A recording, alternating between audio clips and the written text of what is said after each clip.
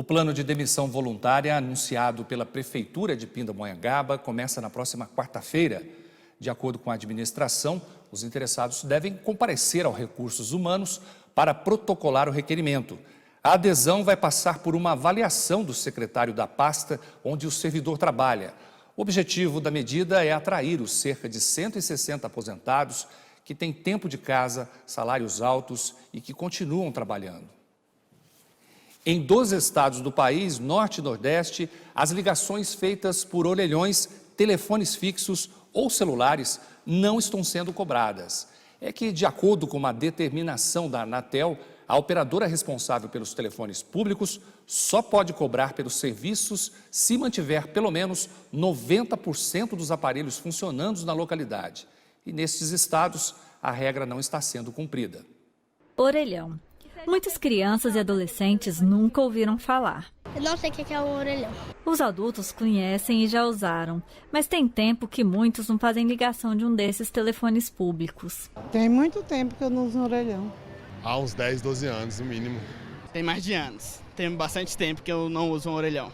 E se você souber que é possível fazer ligações gratuitas a partir de orelhões da operadora Oi? Pois é, esse serviço está disponível em 12 estados da região Norte e Nordeste pelos próximos 6 meses. E sabe por quê? A Anatel tem uma legislação que estabelece que a operadora só pode cobrar pelo serviço se 90% dos aparelhos na localidade estiverem funcionando. E nesses locais a regra não foi cumprida. São eles: Alagoas, Amazonas, Amapá, Bahia, Ceará, Maranhão, Pará, Paraíba, Pernambuco, Piauí, Rio Grande do Norte e Roraima. A Agência Nacional de Telecomunicações, a Anatel, irá analisar os orelhões desses estados. Caso 90% deles estejam funcionando, a operadora poderá voltar a cobrar pelas ligações. A gente vai fazer uma nova aferição no final de agosto e fazendo essa verificação, os estados que tiverem melhorado vão sair da gratuidade. Caso algum estado piore, que hoje não está em gratuidade, mas que venha piorar, ele vai entrar também nessa situação de gratuidade, vai passar a ter as chamadas de forma gratuita. Existem quase 800 mil orelhões no Brasil. Apesar do uso desses aparelhos ter diminuído nas grandes cidades, ainda são muito importantes para os moradores dos pequenos municípios. Principalmente nas regiões do norte, muitas do nordeste e algumas do centro-oeste, o orelhão, para algumas localidades, é a única forma de comunicação com o resto do mundo. Só tem aquele orelhão para poder fazer qualquer contato, sendo de emergência ou para conversar com algum familiar. Então, eles são muito importantes ainda para essas comunidades. Doar sangue pode salvar muitas vidas, mas nós vamos saber com mais detalhes o que acontece com este sangue depois de ser coletado. Doação de sangue, eis um assunto importante. Além de ser um ato responsável, essa prática pode salvar muitas vidas. Mesmo assim, existem muitos tabus. Tem gente que tem medo, ou melhor, pavor da agulha e do sangue. Mas há quem doa sem nenhum tipo de mimimi. Bom, estou aqui com o Fernando, que está doando sangue. Fernando, é a primeira vez? Não, já doei várias vezes. O que te motiva a vir aqui fazer essa doação de sangue? Olha, o que me motiva é assim, eu sempre doei sangue desde os 18 anos de idade. Não faz tanto tempo, mas o que me motiva é que eu já tive uma pessoa da família que precisou de sangue e a gente via nitidamente, após ela receber o sangue, o que aquilo fazia bem para ela. Então era dar uma vida realmente para ela, por mais um período, ou o que fosse, ou pelo tratamento, mas que vale a pena, vale. Em nenhum momento você já tem medo, deu um pouquinho de medo, dói um pouquinho, incomoda? Não, é só uma picadinha aqui que não dura nem um segundo, é fração de segundo e somente isso, o restante é só alegria. Doação pode ser realizada por qualquer pessoa saudável entre 16 a 69 anos de idade. É importante que essa pessoa venha alimentada, que ela tenha descansado pelo menos 6 horas durante a última noite e que venha com muita disposição para a doação de sangue. A doação é algo bem simples. Antes de fazer a coleta do sangue, a pessoa passa por uma triagem. É aqui nessas salas que é feita as investigações e exames rápidos para saber se a pessoa é apta. Depois do sim, é só doar. A doação de sangue ela é muito importante porque se não há doação de sangue, se não há o doador de sangue, não há sangue.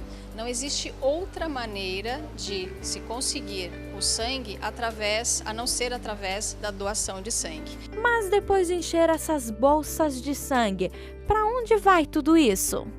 A bolsa de sangue, ela é separada, ela é fracionada, como nós falamos, em 3 hemocomponentes. O concentrado de hemácia, que é o vermelho do sangue, é o glóbulo vermelho, a parte líquida, que é o plasma, e uma parte também celular chamada de plaquetas. Então, cada bolsa de sangue ela vai ser separada em 3 bolsinhas diferentes, com componentes diferentes. Cada componente sanguíneo terá um prazo de validade específico e uma maneira diferente de ser armazenado.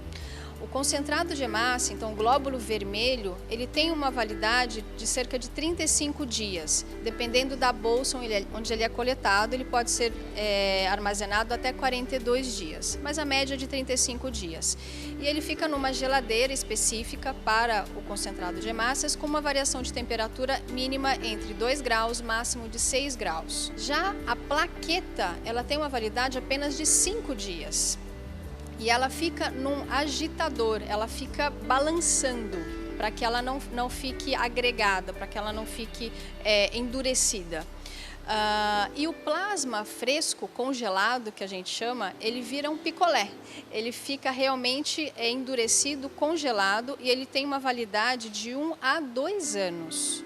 Em relação às plaquetas, é muito importante que, como a validade dela é só 5 dias, os pacientes que precisam de plaquetas, há que existir uma necessidade maior do número de doadores ou a realização do que nós chamamos de plaqueta por aférese, que o doador ele faz a doação específica da plaqueta. Curiosidade sanada. Agora é só doar. Então procure um hemocentro mais próximo de você. Fique com a primeira parte da entrevista especial de hoje.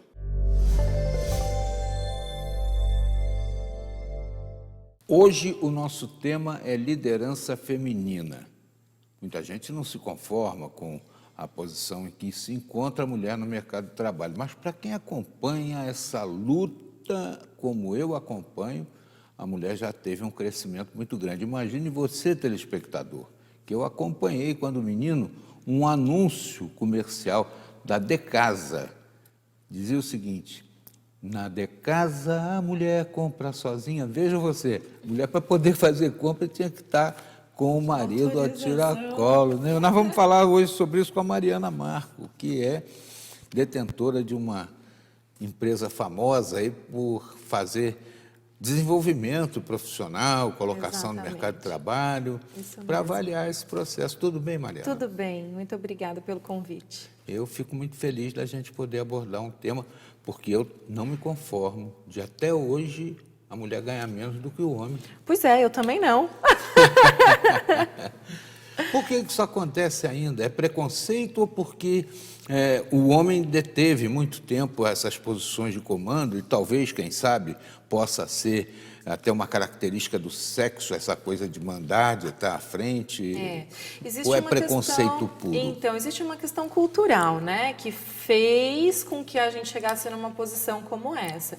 Porém, o preconceito é manter essa posição. Nós estamos na luta para mostrar que os salários e as recompensas diante do trabalho, elas não devem ser definidas a partir do gênero, né? E sim das titulações, da experiência, da competência. E é por isso que muitas mulheres estão aí subindo rapidamente os degraus das grandes empresas, né? Chegando nas lideranças. A nossa ideia é que não se permaneça com essa cultura da desigualdade salarial e que a gente consiga se igualar a isso. Até nas Forças Armadas foi uma resistência grande para a mulher poder entrar, né? Sim. E a mulher dá provas efetivas. Não sei também se é porque ainda não teve a chance de ser contaminada por esse mercado, né?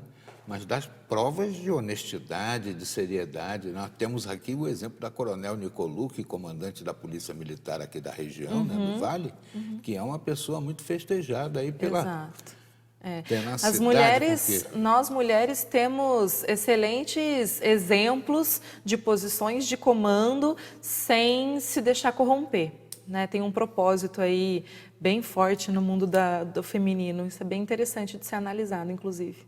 Bom, agora vamos falar então com relação a essa questão salarial aí. Demora muito a haver a equiparação, a igualdade? Tem que ter uma lei para fazer isso? Ou a lei já existe, não é cumprida? Então, não demora, né? É uma questão de cada organização. As organizações, elas precisam estabelecer critérios desses cargos e dessas funções e trazer o salário com igualdade tanto para o sexo masculino quanto para o sexo feminino, né? Seria muito interessante se existisse uma lei que pareasse isso.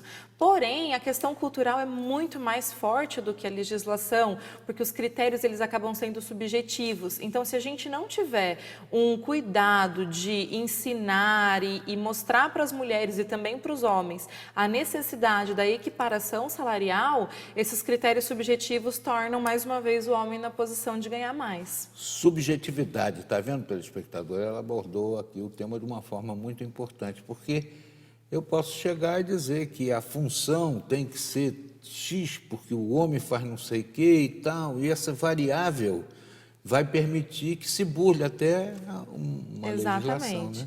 Então, por isso que é importante, acho que a importância, inclusive, de eu estar aqui, é de fazer essa reflexão, né, de quais são os critérios avaliados no mercado de trabalho, dentro de uma profissão, né, dentro de uma empresa, de uma corporação, para que esses salários sejam tão diferentes.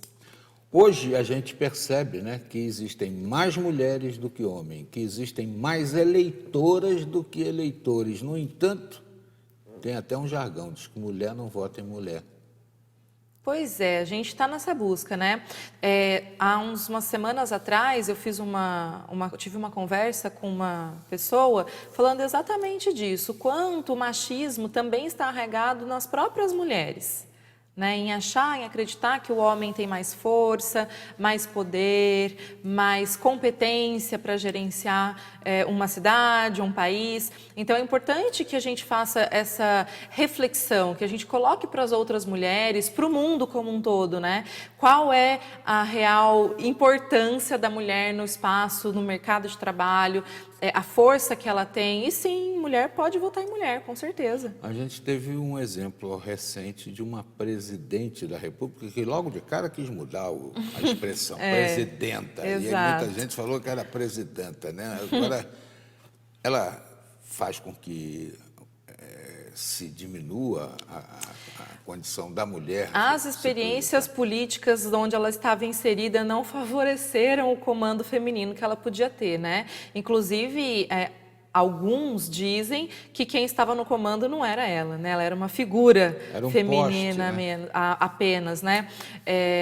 Eu acredito que mulheres na liderança, inclusive na liderança política, são extremamente fortes, mas para que isso aconteça, existe todo um entorno, um contexto que precisa ser fortalecido, senão torna-se apenas mais uma que é comandada ou controlada por lideranças masculinas, né? É bastante comum que o homem interrompa a mulher na hora que ela está dizendo, não acredite naquilo que ela está propondo, corte as ideias. Então é bastante intenso e difícil o trabalho de uma mulher na liderança.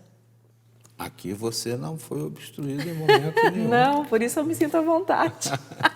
Bom, nós vamos prosseguir com esse tema aqui, porque é muito importante. O pessoal de casa está ligado, querendo saber. É isso aí. E agora, como é que vai ser a chance da mulher daqui para frente, depois desse insucesso político, né, que todo mundo reconhece que foi um desastre?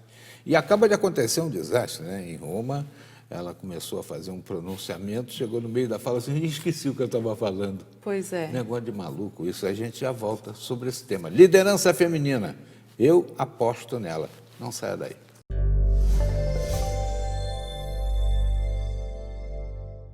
Depois do intervalo, conheça mais a relação entre câncer e alimentos ultraprocessados. O repórter setorial volta daqui a pouco.